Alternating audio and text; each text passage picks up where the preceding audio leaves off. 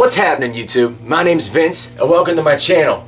Today I'm going to be talking about what supplements I take on a daily basis. And some of these supplements you can use for intermittent fasting and some you can use for carb backloading.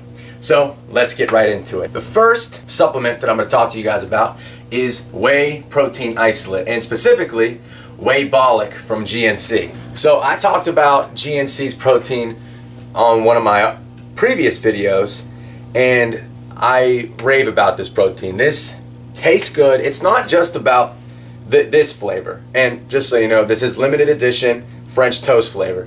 It tastes really, really good just by itself. You don't have to add anything to it, guys. Just water and it tastes amazing.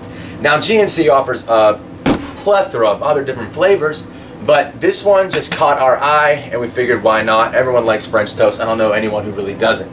Anyway, they have great flavors. The macros are great. 1 gram of fat, 4 grams of carbohydrates, and this is per scoop, which is 31 grams. And protein, it's 20 grams. So without getting too into it, I just want to say that I really like GNC's protein, Whey-bolic. They always have, it's good priced. Depending on when you go, if you have any coupons, it's about $50 to $60 for a tub this big. They always fill it up. And another thing that I love about GNC is they have the Smart Scoop. Would you look at this? I can't believe it's taken people this long. The amount of times that I've dumped my hand into a freaking protein tub trying to find the damn scoop, driving me crazy.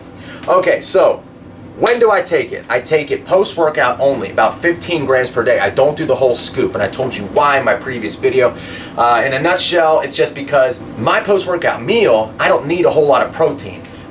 What I really need is my fast digesting, insulin spiking carbohydrates. Next, let's talk about creatine. I use Optimum Nutrition's creatine there. You guys can take a look. It's this was pretty inexpensive.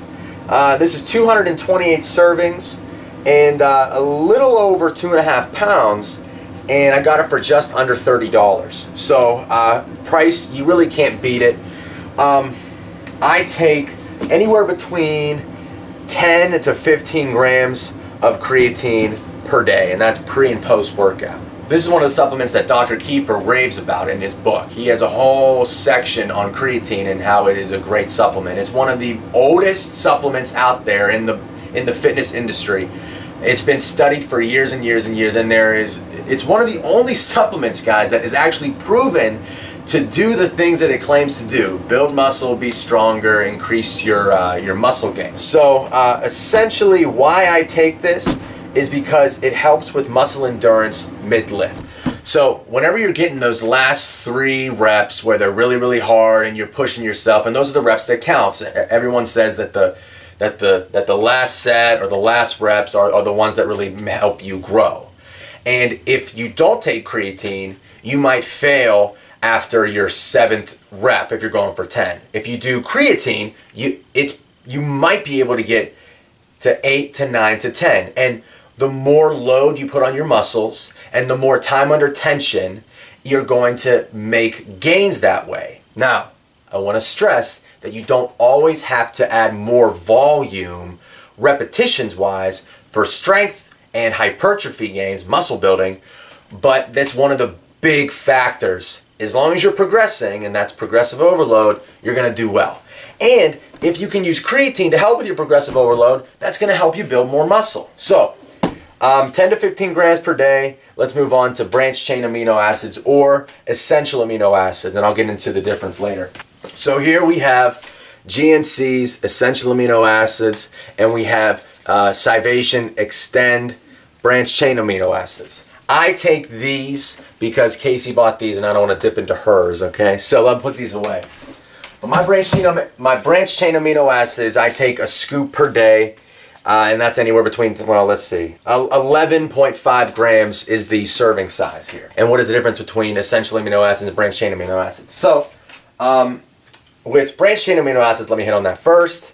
You have the big 3 branched chain amino acids: L-leucine, isoleucine, and valine. Those are the big 3 that everyone likes to say, oh, those are the branched chain amino acids. However, with essential amino acids, you get a fuller spectrum. You get all of them.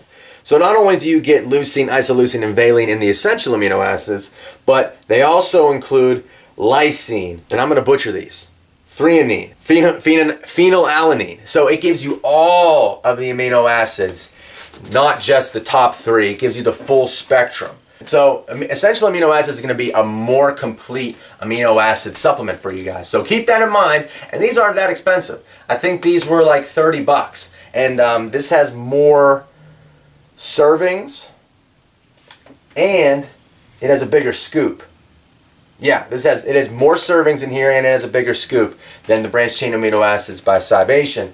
So if it were up to me, I would go with this. Okay, so the big question is, why and when do I take branched chain amino acids?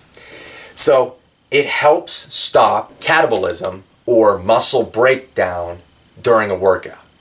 You guys may or may not know this, but whenever you're lifting weights, you're not building muscle there, you're actually breaking it down and injuring it or damaging it, so you can then post-workout have a meal and recover so your muscles can build back stronger and bigger for next time. That's essentially why we do this day in and day out thing at the gym. So branched chain amino acids, whenever consumed during intra-workout, during your workout, help stop catabolism while lifting. And it is a substrate for muscle building. So that helps, the branched chain amino acids help with muscle growth. I want you guys to remember one thing. I'm not saying that this makes you anabolic. Branched chain amino acids do not make you anabolic. It does not turn on the anabolic switch. All it does is it stops catabolism, or it may not even stop it. It's going to manage muscle breakdown during your lifts. It's going to lower cortisol as well. The harder you train, you're going to be breaking down those muscle fibers. And cortisol is going to increase. And cortisol is a hormone that you don't want a whole lot of in your body because that can hinder recovery. So, when do I take it? I take it during my workout with a Gatorade. And I drink the whole thing throughout my workout. So the next supplement that I just told you about is Gatorade. Gatorade. H2O. Gatorade. Gatorade is not a supplement. But what is that I want to kind of touch on is dextrose. Okay? The actual sugar in the Gatorade. The sugar and the dextrose. So this provides fast digesting carbs in my workout. It's going to increase insulin with the branched chain amino acids, so my insulin's going to be spiked while having my branched chain amino acids. And insulin helps manage cortisol levels, so that's another part of why I take it. So when insulin goes up, cortisol normally goes down, and it helps with fuel my workouts. So you guys should know this, carbs are the most readily available and the preferred fuel source in the body. So whenever you guys are drinking your Gatorade, you are effectively fueling your body. DIM, and I'm not going to pronounce the whole thing. I take 1 pill per day, and this one is 250 milligrams. This is not a test booster. You're going to have people say that it's a test booster. It's not a test booster. What this does is it's an estrogen metabolizer. So let me just drop some knowledge on you guys for a quick second. Everyone has estrogen in their body. Mostly everyone. 99% of us have estrogen in our bodies. If you're a male, you want to have more testosterone in your body to build muscle. And that's the main thing. Everyone talks about testosterone boosters, and they're the big thing now. Get your test booster, get your test booster, increase free testosterone. Why I don't take test boosters is another video in itself. But DIM helps normalize hormone levels in the body. So it's an estrogen metabolizer. It helps break down and act on those more potent forms of estrogen in your body and breaks them down into less potent estrogen. It helps stop testosterone being converted into estrogen. So, in all reality, what this does is this is just a hormone balancer without getting too detailed. So you want to try to get rid of the high levels of estrogen in your body so you can be more anabolic than catabolic. Next supplement I take is Forskolin, or as Casey likes to call it, foreskin extract. Okay? So what this does, there's a lot of things that the Forskolin is getting thirsty.